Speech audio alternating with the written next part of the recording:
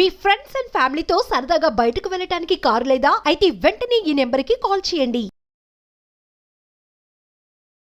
నమస్తే, welcome to Suman TV. ప్రస్తుతం మనతో పాటు ఉన్నారు motivational speaker, public speaker Rajani Rama గారు.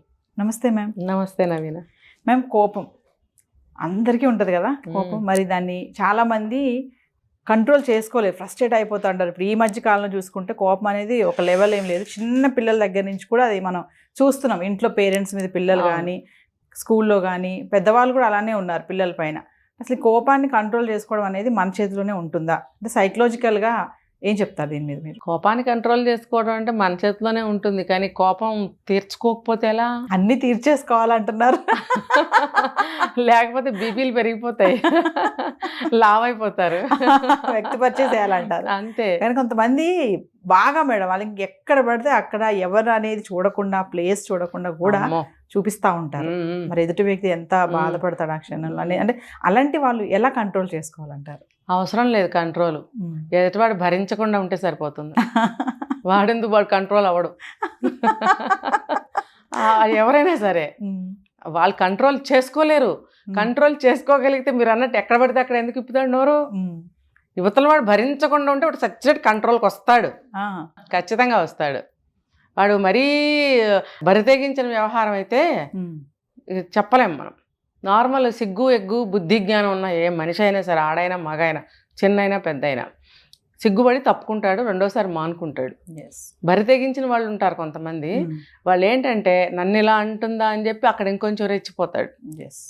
ఏమైనా సరే వాడి ఆ వ్యక్తి యొక్క కోపాన్ని కంట్రోల్ చేయాలి, నోరును కంట్రోల్ చేయాలి అని అంటే ఫస్ట్ ఎయిడ్గా మనం భరించాల్సిన అవసరం లేదు, భరించొద్దు. ఏం చేయాలి మరి ఆ టైంలో? మనం కూడా ఏదో ఒక యాక్షన్ తీసుకోవాలి. ఏంటంటే అక్కడి నుంచి మనం కొంచెం పక్కకు తప్పుకోవడము, అది కూడా తనని మనం కొంచెం ఎంకరేజ్ చేసినట్టే ఉంటుంది. పడింది నా వల్ల మాట, పడుతుంది, అందరిలో నన్నేమల్లేక పక్కకి వెళ్ళిపోయింది. ఫస్ట్ ఎయిడ్గా అన్నాను, అందుకే నేను ఫస్ట్ ఎయిడ్గా ఫస్ట్ స్టెప్లో కొంచెం పక్కకు తిరిగి మీ పని మీరు చేసుకోండి. మార్కెట్లో విచ్చలవిడిగానండి, నేను చూసి చెప్పాను మీకు ఒకసారి, నోటికి వచ్చాడు భార్యను మాట్లాడుతున్నాడు. కారణం ఏంటో చెప్పనా? నువ్వు ఫోన్ ఎందుకు తీయలేదని చేసినప్పుడు నేను ఫోన్ చేశాను నీకు, నువ్వెందుకు తీయలేదు? దరిద్రపు మాట ఏదో ఉపయోగించాడు. ఫోన్ తీయకపోతే నువ్వు అంత మాట మాట్లాడతావా? ఎలా మాట్లాడుతున్నావు సార్? చుట్టూ 100 మంది మనుషులు ఉన్నారు, స్పృహ లేదు. స్పృహ లేకుండా ఆ పదజాలాలన్నీ వాడుతున్నాడు. ఇంకా నేను కావాలని నేను వెళ్ళి పక్కన నుంచున్నా, నా వైపన్న చూస్తాడేమో కనీసం అని. ఇలా పట్టుకుని ఫోన్ కొంచెం పక్కకి తిరిగాడు, కానీ అసలు గమనించట్లేదు అనమాట. విచ్చలవిడిగా తిట్టాడు. కారణం నేను ఎందుకు తిడుతున్నాడు అని చెప్పి నుంచుంటే నువ్వు ఫోన్ ఎందుకు తీయవే నువ్వు అని చెప్పి అనాల్సిన బూతులు, మాటలు, దరిద్రమైన మాటలన్నీ అన్నాడు. చిన్నదానికి అంతంత మాటలు ఎందుకు అని అంటే కొవ్వి నోరు బాగా కొవ్విపోతుంది. ఇలాంటి వాళ్ళు ఏంటంటే రోజు నాన్ వెజ్లు తిని, డ్రింక్ అలవాటు ఉంటే డ్రింక్ తీసుకునేవాళ్ళు, లేకపోతే ఎక్కడ పడితే అక్కడ నోటికి అదుపు లేకుండా మాట్లాడటం అనేది ఒక హ్యాబిట్ ఉంటుందో, ఎవరిని లెక్క చేయనితనము, ఒక రెక్లెస్ అన్నమాట, ఆ ధోరణి ఉన్నవాళ్ళు ఇలా మాట్లాడతారు. మరి పిల్లల్లో ఎందుకు ఈ కోపం అనేది వస్తుంది? ఈ మధ్యకాలంలో పిల్లలు కూడా అంతే. ఇప్పుడు అలాంటి ఇళ్లలో పిల్లలకే వస్తుంది కోపం, అందరికీ రాదు. చూడండి, కొంతమంది పిల్లలు చేతులు ఏదంటే ఇసురు కొడతారు, వాళ్ళ అమ్మ మీదో నాన్న మీదో గోడకేసి కొట్టడము, ఇవన్నీ ఇంట్లో వాళ్ళ నుంచే వస్తాయి, ఇంకెక్కడి నుంచి రావు. బిడ్డ పుట్టి భూమి మీద పడంగానే ఎవరండి పెంచుతారు? తల్లిదండ్రే కదా. మరి వీళ్ళ నుంచే కదా వస్తాయి. మనం ఏ ఫుడ్ తింటామో అంటే మరీ పసప్పుడు కాదు, ఒక 2-3 ఏళ్ళు వచ్చిన తర్వాత మనం ఏం ఫుడ్ తింటామో ఆ ఫుడ్ పెడతాం కదా. మరి మనం ఏం మాట్లాడితే అది మాట్లాడతారు కదా.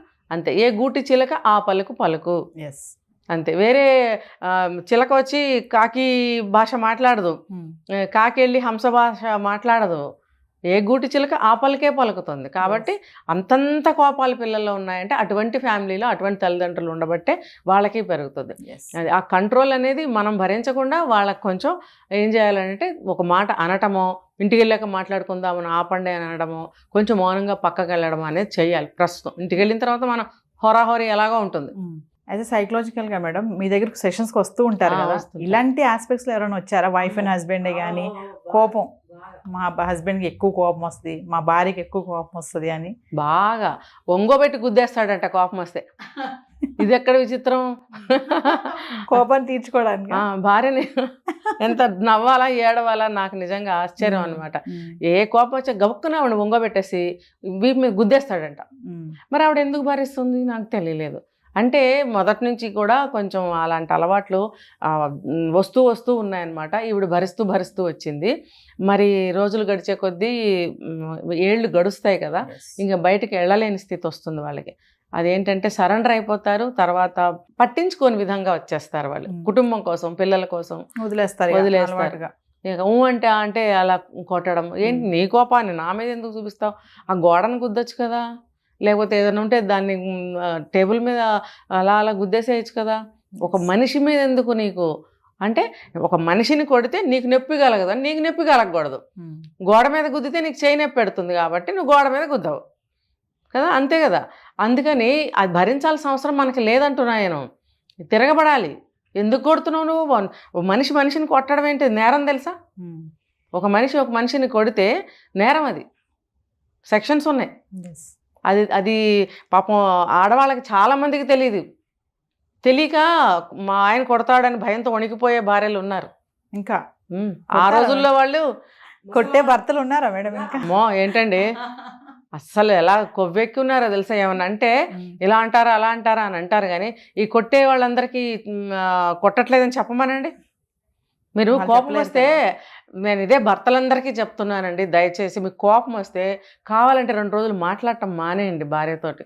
కొట్టకండి దయచేసి. నేను ఇంకో దండం పెట్టి చెప్తున్నాను, కొట్టకండి. అది ఒక శరీరం, నొప్పి కలుగుతుంది కదా. మీరు ఇట్లా అనుకోండి, లేదా కుర్చీ తగిలితేనా మీకు నొప్పి కలగదా?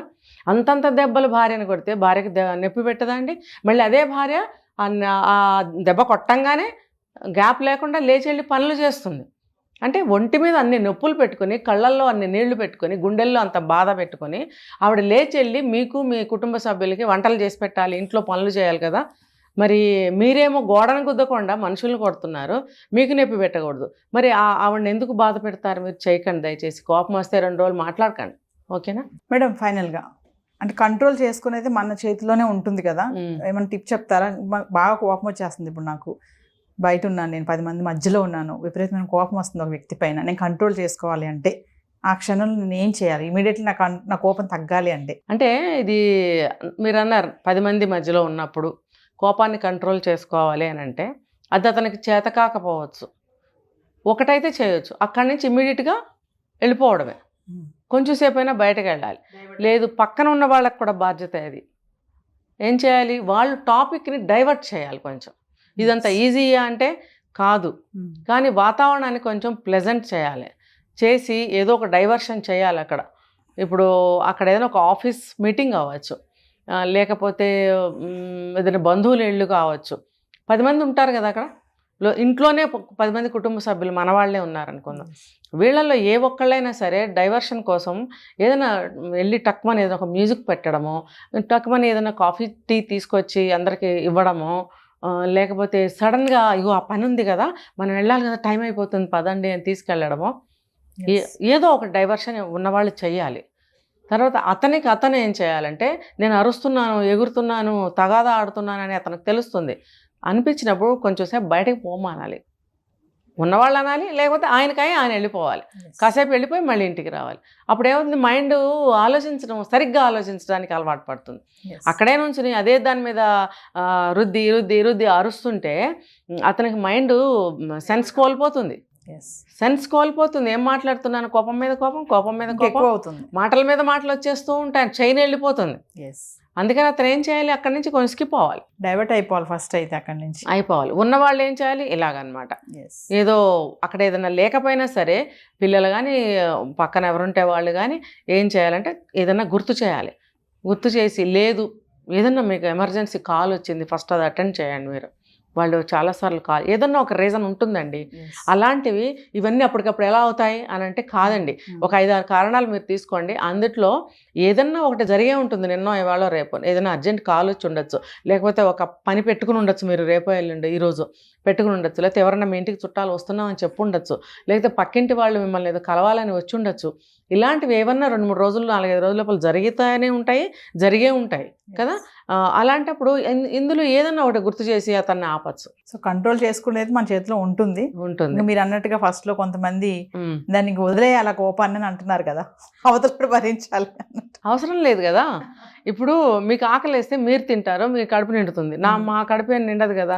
అలాగే ఇది కూడా, నీ బాధ నువ్వు భరించు, మేమెందుకు భరించాలి. నీకు కోపం వస్తే కాసేపు అక్కడ చెట్టు కిందకి వెళ్ళారు, ఒక నిర్మానుష్యమైన ప్లేస్లోకి వెళ్ళి అరుచుకో. లేదు అని అంటే వెళ్ళి దుప్పట ముసుగు పెట్టుకొని నిద్రపో, అంతే. యువతల వాళ్ళ మీద ఎందుకు చూపిస్తే ఇంకా భరించలేకపోతే గోడను గుద్దు, లేదా నేలను గుద్దు. ఒక మనిషి మీద ఎందుకు చూపిస్తున్నావు? ఒక మనిషి మీద ఎప్పుడు చూపించాల్సిన హక్కు లేదు. అది చట్టాలు ఉండేదానికి అది ఒక పెద్ద నేరం కూడా. Thank you.